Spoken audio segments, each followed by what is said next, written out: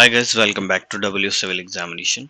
और procurement of goods के manual में हम नीड ऑफ असेसमेंट को आगे करने वाले हैं। ये चैप्टर 2 है और इस चैप्टर में आज हम पूरा कंप्लीशन करेंगे। तो आप इसमें बने रहिए और देखिए क्या क्या क्वेश्चंस बन सकते हैं और हमें कौन से इंपॉर्टेंट टॉपिक्स इसमें से ध्यान रख रहे हैं, क्योंकि ये बेसिस बनेगा आगे के चैप्टर्स के लिए, इसलिए इंपॉर्टेंट है।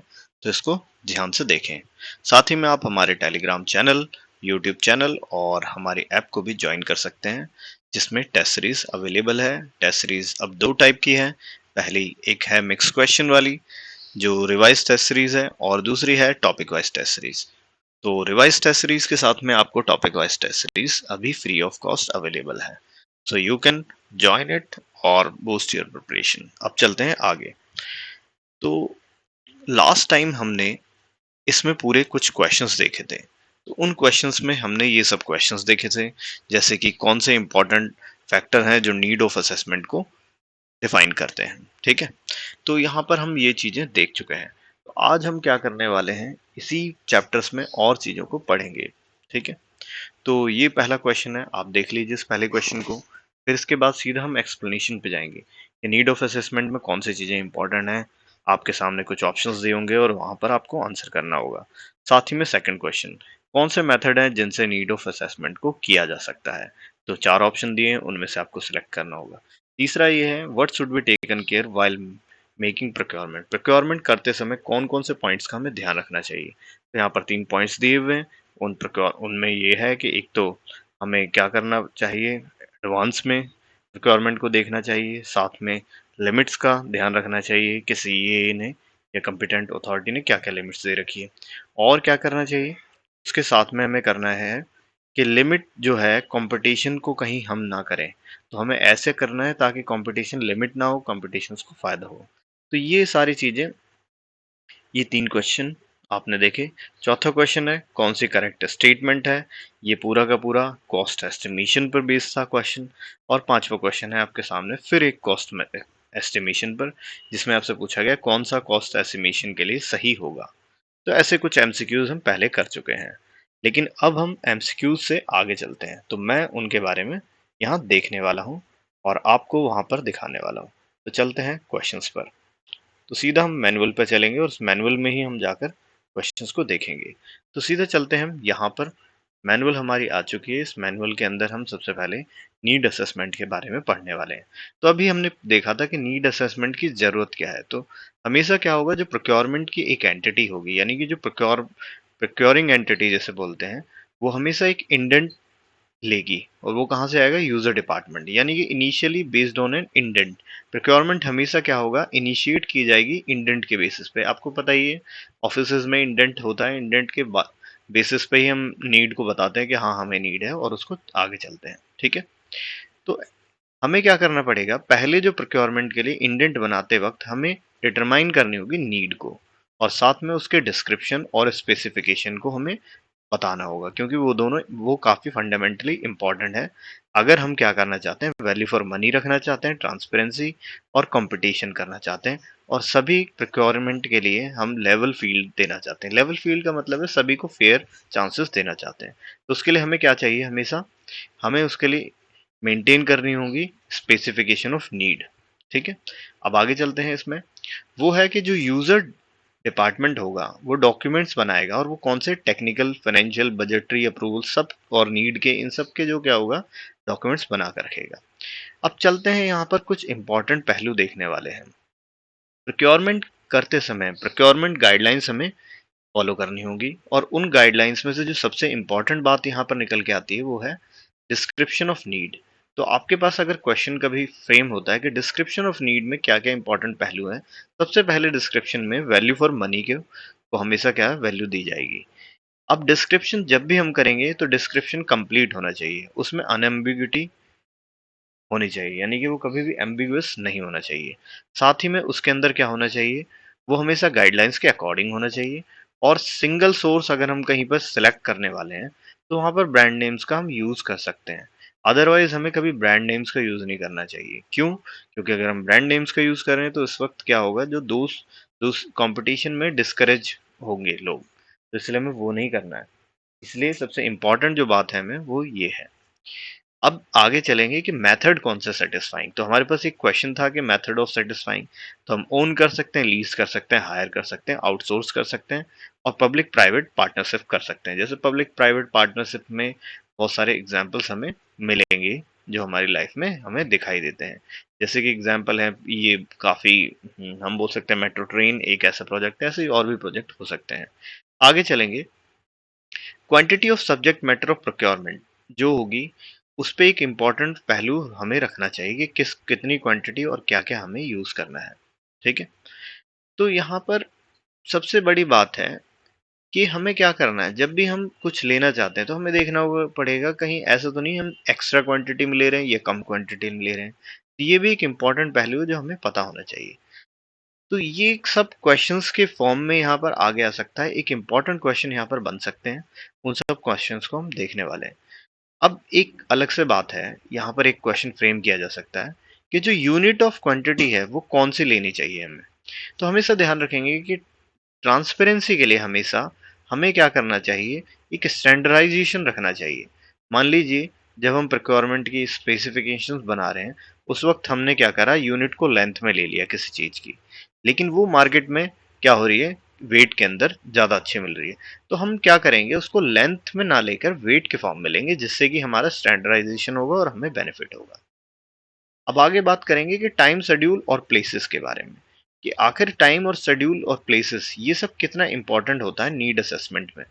तो नीड असेसमेंट इन सब के अंदर ये एक इम्पॉर्टेंट एस्पेक्ट है। क्यों ऐसा है, क्योंकि अगर हमने जो भी चीज़ हम चाहते हैं वो अगर डिले ही हो गई तो डिले होने से क्या होगा, हम उसका यूज़ कभी था और वो उसके बाद में डिले होके मिली, तो उससे वैल्यू फॉर मनी या ट्रांसपेरेंसी में इफेक्ट आएगा। तो इसलिए टाइम शेड्यूल और प्लेसेस ये सब इंपॉर्टेंट होने चाहिए।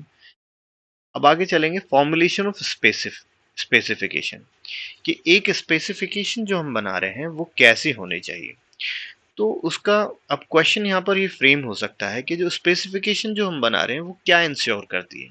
स्पेसिफिकेशन हमेशा वैल्यू ऑफ मनी को इंश्योर करती है, ट्रांसपेरेंसी को इंश्योर करती है और लेवल फील्ड को इंश्योर करती है और वाइडेस्ट कंपटीशन को। इसका मतलब क्या है, हमने अगर स्पेसिफिकेशन सही रखी होंगी तो हमें जो क्वालिटी ऑफ प्रोडक्ट मिलेगा और जिसकी वैल्यू हमारे अकॉर्डिंग होगी। दूसरा, कंपटीशन में ट्रांसपेरेंसी आएगी। तीसरा, सभी को इक्वल चांसेस मिलेंगे। और चौथा, कंपटीशन जो है वो वाइड हो जाएगा और वाइड होने पे क्या होगा, हमें बेनिफिट होगा क्योंकि जितने लोग compete करेंगे तो क्वालिटी प्रोडक्ट हमारे पास आ सकते हैं। अब आगे चलते हैं कि कॉस्ट एस्टिमेशंस में क्या क्या होना चाहिए। कॉस्ट एस्टिमेशन के लिए हमें पता होना चाहिए कि हमारे पास बहुत सारी गाइड्स अवेलेबल होती हैं, बहुत सारी वेबसाइट्स अवेलेबल हैं जहाँ से हम कॉस्ट एस्टिमेशन को पता कर सकते हैं, डिफरेंट डिपार्टमेंट से भी हम पता कर सकते हैं। ठीक है, तो ये सब कुछ चीजें जो आप यहाँ पर कर सकते हैं। और क्या है, आप मान लीजिए जैसे जेम से प्रोक्योर कर रहे हैं तो वहाँ पर कॉस्ट ऑटोमेटिकली शो ही हो जाती हैं। ये सारी चीज़ें कुछ वेबसाइट्स हैं जिन वेबसाइट्स पे हर मटेरियल की कॉस्ट और उनके प्राइसेस के बारे में, उनके ट्रेंड के बारे में दिया गया होता है। तो ये एक छोटी सी बात थी जो कि डिस्क्रिप्शन मतलब एक बेसिक के लिए काम में आएगी। अब यहाँ चलते हैं कि जो हमारे पास फॉर्मुलेशन ऑफ टेक्निकल स्पेसिफिकेशन, अगर जो हम टेक्निकल स्पेसिफिकेशन बनाते हैं तो उसका यूज़ क्या है और उसकी मीनिंग क्या है। तो आपको पता होना चाहिए जो भी चीजें हम यहाँ कर रहे हैं वो सारी चीजें value for money, level playing field और वाइड कंपटीशन के लिए हो रही हैं। यानी कि प्रोक्योरमेंट क्या हो जाए, वैल्यू फॉर मनी हो जाए, फेयर हो जाए और साथ में उसमें कंपटीशन वाइड हो जाए। इन्हीं के लिए ये सारी चीजें की जा रही है। अब होगा क्या, अगर हम टेक्निकल स्पेसिफिकेशन जो होगी वो एक बेंचमार्क की तरह काम करती है। किसके लिए बेंचमार्क, अब आपने अगर पहले से स्पेसिफिकेशन दे रखी है तो जो प्रोक्योरिंग एंटिटी है वो वेरीफाई करेगी कि जो बिड्स आई हैं उन बिड्स में हमारे अकॉर्डिंग चीजें हो भी रही हैं या नहीं हो रही हैं, या जो भी प्रोडक्ट हमें दे रहे हैं वो क्या हमारी टेक्निकल स्पेसिफिकेशंस के को पूरा कर रहे हैं या नहीं कर रहे हैं। तो ये एक इंपॉर्टेंट चीज है, ये बेंचमार्क की तरह काम कर सकते हैं। अगर हमने टेक्निकल स्पेसिफिकेशंस को वेल डिफाइन कर दिया तो उनसे क्या होगा, हमारे जो बिडर्स हैं उनकी रिस्पॉन्सेज को हम अच्छे ढंग से चेक कर पाएंगे, उन्हें इवेल्युएट कर पाएंगे और कंपेयर कर पाएंगे। और उन कंपैरिजन से हमें पता चलेगा कौन सा बिडर हमें अच्छी क्वालिटी की चीजें प्रोवाइड कर सकता है। ठीक है, तो ये कुछ चीजें थी जो टेक्निकल स्पेसिफिकेशन से हमें आती है। अब स्पेसिफिकेशंस के कौन कौन से फीचर्स होने चाहिए, तो फीचर्स हम देख लेते हैं। स्पेसिफिकेशन, अब पहली बात तो वही है, वही लाइन है, value for money, level field और कंपटीशन, तो वो तो रहेगा ही रहेगा। दूसरा ये होना चाहिए, जब भी कोई चीज़ लिखेंगे तो ऑब्जेक्टिव बेसिस पे होनी चाहिए, यानी कि उसको स्पेसिफिक चीज़ें उसमें लिखी होनी चाहिए, अनएम्बिगुअस होनी चाहिए और उसमें कोई रेस्ट्रिक्शन नहीं होनी चाहिए, क्योंकि रेस्ट्रिक्शंस होंगे तो क्या होगा, बहुत सारे जो काइंड्स ऑफ जो हमारे मैन्युफैक्चरर्स होंगे वो बेचारे रह जाएंगे। साथ ही में हमारे पास और कौन सी इंपॉर्टेंट चीज़ें होनी चाहिए, जैसे कि हमारे पास जो भी टेक्निकल या जो परफॉर्मेंस कैरेक्टरिस्टिक्स हैं वो हमेशा उसमें लिखे होने चाहिए, जिससे कि बाद में हम वो चीज़ों को क्या कर पाएँ, कोई भी एम्बिग्युइटी ना रहे, उनको चेक कर पाएँ। और क्या होना चाहिए, ज़्यादातर नॉर्मली हमें क्या करना चाहिए, बीआईएस के स्टैंडर्ड्स को फॉलो करना चाहिए, ताकि अगर बीआईएस के स्टैंडर्ड्स होंगे तो वहाँ पर क्या होगा, हमें चीज़ें ऑटोमेटिकली सही मिलेंगी।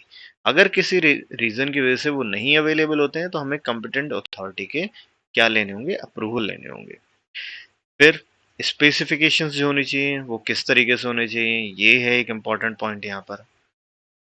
बेस्ट प्रैक्टिस का यूज़ करना चाहिए, वैल्यू फॉर मनी होनी चाहिए, एफिशिएंसी। अब मान लीजिए कोई ऐसी चीज़ है जैसे कि इलेक्ट्रिकल या इंजन्स, इन सब के अंदर एफिशिएंसी और ऑप्टिमल फ्यूल कंजप्शन या पावर कंजप्शन के बारे में हमें पता होना चाहिए।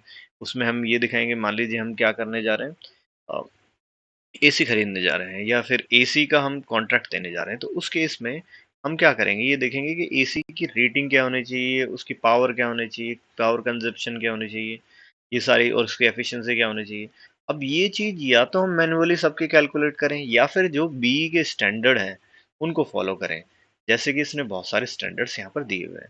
कुछ एग्जांपल्स आपके सामने हैं कि अगर हम स्प्लिट एयर कंडीशनर लेते हैं तो 5 स्टार होगा, तो वो क्या होगा, अंडर नॉर्मल कंडीशन में उसका यूसेज जो होगा वो 1000 आवर्स में है, तो वो क्या करेगा, वो एक कम बिजली लेकर आपको अच्छे से काम करेगा। ठीक है। अब है, अगर हमारे पास, मतलब क्या है, अब यहाँ पर कैसे पता करेंगे कि हमें 5 स्टार कहाँ लेना है और 3 स्टार कहाँ लेना है। तो एक स्पेसिफिकेशन दे दी, अगर हमें 1000 आवर्स से ज़्यादा यूज़ करना है तो 5 स्टार ले लें, क्योंकि उससे बिजली कम होगी लेकिन उसकी वैल्यू जो होगी, कॉस्ट ज़्यादा होगी। 3 स्टार ले लें अगर हमारे पास लिमिटेड यूज़ है। ठीक है। अगर हमें रेफ्रिजरेटर लेना है तो 4 स्टार होना चाहिए, सीलिंग फैन लेना है तो 5 स्टार, वाटर हीटर लेना है तो 5 स्टार। अगर मान लीजिए रेटिंग्स अवेलेबल नहीं है तो हम क्या करेंगे, rule number 173 of 7th of GFR 2017 का यूज़ कर सकते हैं। साथ ही में एनवायरनमेंट की गाइडलाइंस हैं उनका भी यूज़ कर सकते हैं। अब एक इम्पॉर्टेंट सी बात है कि हमें डिस्करेज करना चाहिए इवैल्यूएशन ऑफ सैंपल्स को। ऐसा क्यों करना चाहिए, इसको हम आगे देखेंगे, इस पे इम्पोर्टेंट क्वेश्चंस भी हैं। रीज़न क्या है, मैं एक सिंपल सी बात बता देता हूँ। कभी-कभी क्या होता है, हम बोलते हैं कि नहीं, हमें सैंपल्स के साथ में हम, आप सैंपल लाइए तभी हम प्रोडक्ट को लेंगे, और प्रोडक्ट की हम स्पेसिफिकेशंस ना बताकर सैंपल्स पे ज़्यादा फोकस करते हैं। तो ऐसे केसेस में होता क्या है कि जो प्रोक्योरिंग एंटिटी है वो अगर किसी पर्टिकुलर पर्सन या पर्टिकुलर एंटिटी के सैंपल्स को, बिडर्स को अप्रूव कर लेती है, तो वहाँ पर एलिगेशंस लग सकते हैं कि इन्होंने इस वजह से ऐसा किया या इनकी साठ-गांठ हो सकती है। इसलिए ऐसी चीज़ों को हम समझेंगे, तो इसलिए सैंपल्स को डिस्करेज किया जाता है कि उनको ना लिया जाए। ठीक है। तो ये एक इम्पॉर्टेंट एस्पेक्ट यहाँ था। क्वेश्चन इसमें यही हो सकता है कि डिस्करेज क्यों करते हैं सैंपल्स को, तो रीज़न वही हो सकता है कि वाइड, हमें क्या करना है, कंपटीशन करना है, साथ में फेयरनेस करनी है, तो इन फेयरनेस और कंपटीशंस के लिए हम यह कर सकते हैं। तो ऑप्शन देख के आप इसे लगा सकते हैं। अब जो टेक्निकल, एसेंशियल टेक्निकल पर्टिकुलर्स होते हैं वो भी हमें ज़रूर बताने चाहिए। ऐसा क्यों बताना चाहिए और कौन-कौन से फीचर्स हो सकते हैं? तो जैसे कि हमारे पास टेक्निकल जो भी है, जैसे मान लीजिए कोई पर्टिकुलर हम फ़ैन खरीदना चाहते हैं, तो उस फ़ैन की कितनी डायमेंशन होगी, वो कितना दूर तक फ्लो कर पाएगा, ये सारी चीज़ें हमें उसके बतानी होगी।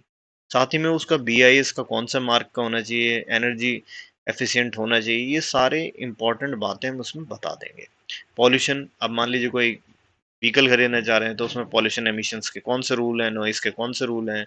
मान लीजिए कोई आप एसी खरीदने जा रहे हैं तो उसके अंदर इंस्टॉलेशन होगी, उसकी उसमें टेक्निकल सपोर्ट दी जाएगी, नहीं दी जाएगी, कंप्यूटर्स आप लगाने जा रहे हैं, मशीनरी लगाने जा रहे हैं तो उसमें कमीशनिंग की जाएगी, नहीं की जाएगी, उसको टेक्निकल सपोर्ट दी जाएगी, नहीं दी जाएगी, ये सारे इंपॉर्टेंट एस्पेक्ट हैं। जैसे कि आप देख सकते हैं कमीशनिंग ऑफ, अक्सर जो प्लेन्स और ये सब आते हैं तो उनकी कमीशनिंग भी होती है, उनकी ट्रेनिंग भी की जाती है, उनकी टेक्निकल सपोर्ट भी दी जाती है। साथ ही में वारंटी है या नहीं है, क्वालिफिकेशन क्राइटेरिया क्या है, ये सारी चीजें भी बतानी होती है किसके अंदर, एसेंशियल टेक्निकल पर्टिकुलर्स के अंदर। तो क्वेश्चन इन पे ये हो सकते हैं कि आप जैसे एक क्वेश्चन आ गया कि एसेंशियल पर्टिकुलर टेक्निकल पर्टिकुलर्स में से कौन कौन सी चीजें हो सकती हैं। तो इनमें से कुछ दे देगा और आपसे पूछेगा ये है या नहीं, तो आपको लॉजिक लगाना है क्या वो टेक्निकल चीजें देने से हमें बेनिफिट हो रहा है या नहीं हो रहा। अगर वो बेनिफिशियल बनाने वाली है तो उनको लेना चाहिए हमें। ठीक है, अब आगे चलते हैं। ये एक इम्पॉर्टेंट एस्पेक्ट है। अब जो जहां हम पहुंचे हैं, ये पूछा गया है नीड असेसमेंट और टेक्निकल स्पेसिफिकेशन के रिस्क और मिटिगेशन के बारे में बताया गया। रिस्क क्या है, जो जो इसमें परेशानी आ सकती है वो रिस्क है। मिटिगेशन क्या है, उन रिस्क को दूर करने के तरीके हैं। जैसे कि यहाँ पर अब हर एक सेंटेंस पर या हर एक पैराग्राफ पर आपको क्वेश्चंस फ्रेम किए जा सकते हैं। जैसे नीड इज ईदर, अब जब भी हम नीड स्पेसिफाई करेंगे तो हो सकता है क्या केस हो सकता है कि नीड को हम आर्टिफिशियली एक्सेजरेट कर दें, क्रिएट कर दें। तो इन सब से बचने के लिए क्या किया जाता है, तो इसका मिटिगेशन कैसे किया जा सकता है। तो अब क्वेश्चन ये बन सकता है, how how do we keep in check the need of exaggeration of need या artificial creation of needs। तो उसके चार ऑप्शन दिए होंगे और उन ऑप्शंस में से आपको लगाना है। तो यहाँ पर क्या तरीका है जिस तरीके से हम नीड को मतलब उसके एग्जेजरेशन को रोक सकते हैं, उसके अंदर जो है मैनिपुलेशंस को रोक सकते हैं। वो क्या है, हम क्या करें, सारे स्टेक होल्डर्स को लें और उनका रिकॉर्ड लें, डिसीजन मेकिंग को रिकॉर्ड करें, डेटा को यूज करें, उनको रखें।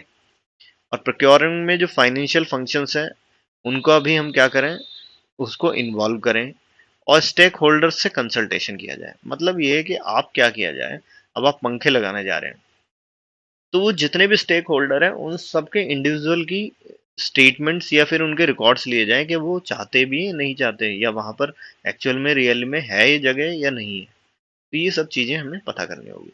तो ये क्वेश्चन बना। नेक्स्ट क्वेश्चन है कि delay in assessment of need and any generation of intent for procurement may lead to shortcut procurement procedure that dilute transparency। अब क्या होता है कि हमने एक पॉइंट देखा था कि अगर डिले हो जाता है असेसमेंट में और हमें जल्दबाजी है, तो उस वक्त क्या होगा, हम शॉर्टकट अपनाने लगेंगे जल्दी जल्दी डिलीवरी लेने के लिए। तो ऐसे केसेस में जो डिले, और मान लीजिए कि हमने इंटेंट या वैल्यू ऑफ मनी अचीव करने के लिए हमने क्या हुआ, ट्रांसपेरेंसी को डाइल्यूट कर दिया, तो ऐसे केसेस से बचने के लिए क्या करना चाहिए। तो need assessment should be done sufficiently in advance. जब भी कोई होगी तो एक प्रैक्टिस बनानी चाहिए कि जैसे अब गर्मी आने वाली है तो आप एसी इंस्टॉल करवाने वाले हैं, तो आप सर्दी से ही इसको प्लानिंग करके चलिए और तभी से आप क्या है, स्पेसिफिकेशन रिक्वायरमेंट सब कुछ लेना शुरू कीजिए, अप्रूवल लेना कीजिए और इस तरीके से काम करिए। तो ये क्वेश्चन का आंसर हो गया कि अगर डिले को रोकना है ऐसी चीज में, कोई एग्जाम्पल देके पूछ सकता है वो, तो वहां पर आपको देखना ऑप्शन में से। द एस्टिमेट ऑफ कॉस्ट में बी इनएडिक्वेट। अब क्वेश्चन ये है कि अगर इन एस्टिमेट जो है वो एडिक्वेट नहीं है, गलत दे दिए गए, तो उनको कैसे रोका जाएगा। तो वो क्या होना चाहिए, हमें ड्यू डिलीजेंस का यूज करके, इन्फ्लेशन, टेक्नोलॉजी चेंजेस और प्रॉफिट मार्जिन, इन सब का यूज करके, मतलब ये है कि कुछ पर्टिकुलर टीम, एक टीम पूरा इन सारे फैक्टर्स को यूज करके फिर देखेगी कि ये जो क्वालिटी आएगी उसके लिए उसकी कॉस्ट के एस्टिमेशन क्या होने चाहिए। तो ये पूरा का पूरा मतलब एक सिस्टम बनाना होगा जिसके अकॉर्डिंग ये किया जा सकता है। आगे एक क्वेश्चन है कि अगर हम क्या करें, नीड्स को सब्जेक्टिव कर दें, जैसे कि उसमें एक सैंपल लेना हो गया, तो ऐसे केसेस में क्या होगा, एलिगेशंस लगेंगे। अब इनसे बचने के लिए क्या करना चाहिए। अब मान लीजिए कुछ ऐसे केसेस है जहां पर सैंपल लेने पड़ते हैं, तो वो कौन से केसेस हैं। जैसे कि आप क्या करवाना चाह रहे हैं, पर्टिकुलर आप क्या कर रहे हैं, जैसे जीएसटी डिपार्टमेंट, तो जीएसटी डिपार्टमेंट में या किसी एक पर्टिकुलर डिपार्टमेंट में आपके जो लोगोज होंगे वो वो ब्लू कलर के हैं। तो उन लोगोज के लिए या जो भी बैकग्राउंड आप बनाना चाहते हैं, कुछ ऐसा करना चाहते हैं, तो उसमें ब्लू कलर चाहते हैं आप, तो आप उसके सैंपल लेना लेंगे, उसके साथ ही आप डिटरमाइन करेंगे कि उसकी टोन क्या है, उसकी शेड क्या है, उसका साइज क्या है, ये सारी चीजें, उसका फिनिश क्या है, वो जो कोई डिजाइन बनाएगा वो डिजाइन कैसा निकल के आएगा, तो ये सारी चीजें हमें करनी होगी। ये हम ले सकते हैं, लेकिन हर केस में हमें ऐसा नहीं है कि ईच एंड एवरी केस में हम क्या करें, सारी नीड ऑफ सैंपल्स लेने की जरूरत नहीं होती है। क्यों? क्योंकि अगर हम सैंपल लेंगे तो ऐसा भी हो सकता है कि कुछ केसेस में हम या फिर जो प्रोक्योरिंग एंटिटी है वो क्या करेगी, किसी पर्टिकुलर पर्सन के सैंपल्स को पास कर देगी, किसी पर्टिकुलर ऑर्गेनाइजेशन को फायदा पहुंचा सकती है। तो इसलिए सैंपल्स की चीज़ों को हमें क्या करना चाहिए, डिस्करेज करना चाहिए। तो इस या फिर एक काम किया जा सकता है कि हम पूरा स्पेसिफिकेशन दे दें और उसके बाद जो जो सक्सेसफुल बिडर होंगे या 3-4 बिडर्स होंगे उन सब से सैंपल मंगाकर चेक कर लिए जाए। अब आगे चलते हैं। अब मान लीजिए जो नीड स्पेसिफिकेशन है और टर्म ऑफ रेफरेंस है वो सारे हम डिसप्रोपोर्शनेट कर दिए। तो हम ऐसे करते हैं तो इस केस में मान लीजिए जो प्रोक्योरिंग एंटिटी है वो क्या कर सकती है, किसी पर्टिकुलर वेंडर को फायदा पहुंचा सकती है। तो ऐसी चीजों को होने से बचाने के लिए इसे मिटिगेट कैसे किया जा सकता है? तो इसके लिए आप क्या करेंगे, जो टेंडर है उसकी जो पूरी इंफॉर्मेशन है वो पूरी इंफॉर्मेशन वाइडली पब्लिश्ड होनी चाहिए ताकि मार्केट में सबको पता हो। और एनकरेज करना चाहिए comment on technical and commercial condition. जो बिड डॉक्यूमेंट आपने दिया है उस सब पे कमेंट्स आपको लेने चाहिए। कब कब? एक प्री बिड कॉन्फ्रेंस रखकर। और उस प्री बिड कॉन्फ्रेंस में आप क्या कर रही अपने बिड की पूरी डिटेल दे दीजिए और उनमें कमेंट ले लीजिए। तो उससे पता चल जाएगा कि लोगों को इन्फॉर्मेशन है भी या फिर जो उनके डाउट है उन्हें क्लैरिफाई कर दीजिए जिससे कि कंपटीशन वाइड होता चला जाए। तो ये कुछ इंपॉर्टेंट पॉइंट्स है, यहाँ पर क्वेश्चंस भी बन सकते हैं, इन सारे पर काफ़ी क्वेश्चंस बनाए जा सकते हैं। अब चलते हैं दूसरे एस्पेक्ट पर। ये दूसरा एस्पेक्ट क्या है कि आखिर फिर जब ये सारी चीज़ें प्रोक्योर की जाएंगी तो उसमें हम अप्रूवल कैसे लेंगे?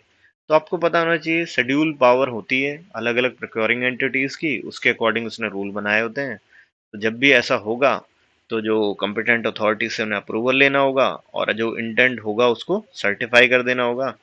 अगर हमारे पास बजट अवेलेबल है तभी क्या होगा, प्रोक्योरिंग की जाएगी।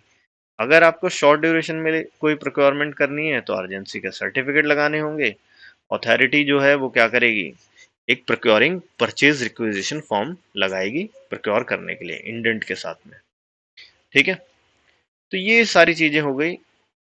आगे है on receipt in procuring authority progress of such indent should be monitored.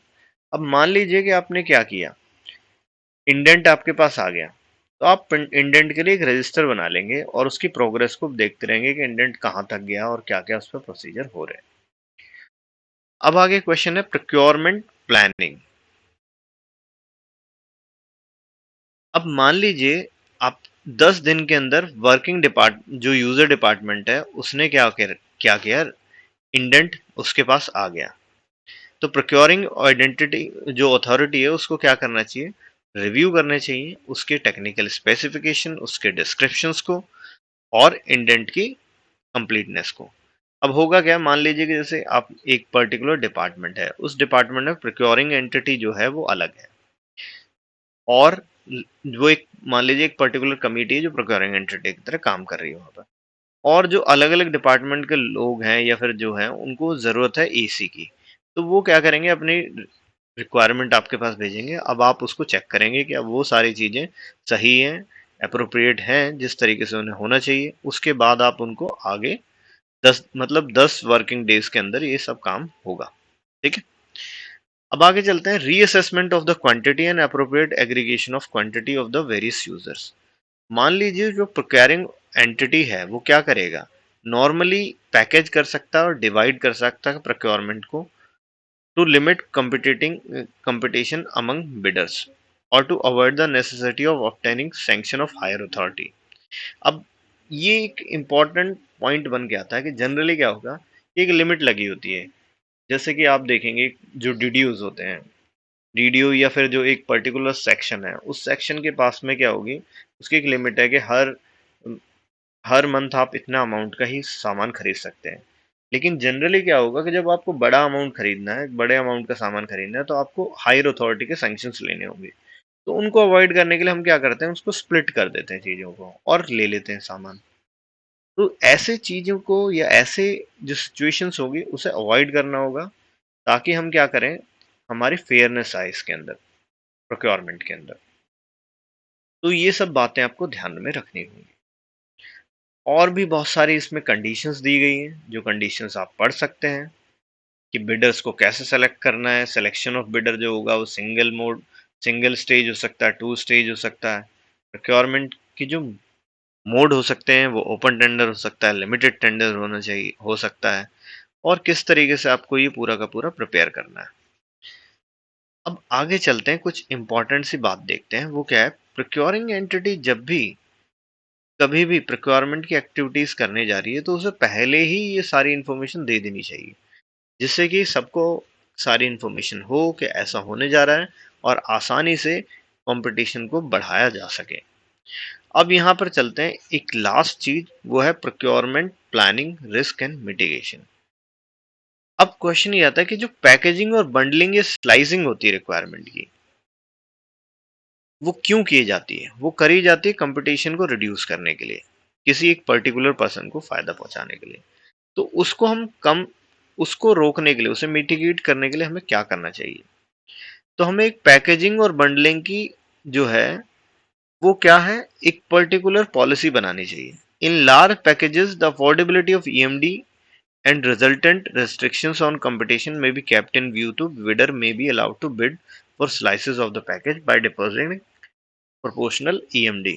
अब यहाँ पर क्या है कि मान लीजिए ज़्यादा पैकेजिंग हो रही है, ठीक है, और कुछ छोटे बिडर हैं वो कर नहीं पा रहे हैं, तो क्या कर सकते हैं हम, पैकेज को छोटा करके और वो पर्टिकुलर पैकेज के लिए भी बिडर्स को यूज वो बिड करने के लिए या ईएमडी देने के लिए हम उसको एनकरेज कर सकते हैं। तो कुल मिला के ओवरऑल आप ये समझ सकते हैं कि जो रिस्क है उसे मिटिगेट करने के लिए आपको जो सिचुएशन है उसके अकॉर्डिंग ही एक्ट करना होगा। अब क्वेश्चन इसमें दिए होंगे, एक सिचुएशन दी होगी कि ऐसा हो रहा है, बंडलिंग की जा रही है कोई सी पर्टिकुलर चीज की, जैसे बोल देगा कि आप हायर स्टेशनरी 2 लाख की खरीदनी है लेकिन उसके पास सैंक्शन की जो अथॉरिटी है वो 10,000 की है, तो वो क्या करेगा, उसको 20 पैकेजेस में कन्वर्ट करके और खरीद लेगा। तो आपको ये बताना है कि ऐसी चीज को रोकने के लिए फिर 4 ऑप्शन दिए होंगे, उन ऑप्शंस में से आपसे पूछा जाएगा कि कौन से क्या क्या कर सकता है। तो आपके पास एक ओवरव्यू होगा तो आप आसानी से इन क्वेश्चंस को कर सकते हैं। फिलहाल आज के लिए इस चैप्टर में इतना ही था, हमने ये पूरा चैप्टर देख लिया है। अब आप इसमें और भी क्वेश्चंस, जो हमने ये पहले क्वेश्चंस देखे थे, ये क्वेश्चंस भी फिनिश कर लिए हैं। तो मैं आशा करता हूँ आप लोग इसको ढंग से प्रिपेयर कर लेंगे। हम जल्दी जल्दी और भी जो चैप्टर्स हैं उन चीज़ों को ख़त्म करते जाएंगे और हम आगे बढ़ेंगे। Till then, bye bye, see you in the next video. और हमारे एप्लीकेशन के ऊपर आप क्या कर सकते हैं, जाकर जो टेस्ट सीरीज अवेलेबल है उन टेस्ट सीरीज को ज्वाइन कर सकते हैं और उसमें पर्टिकुलर टॉपिक्स को भी कर सकते हैं। See you in the next video, bye bye.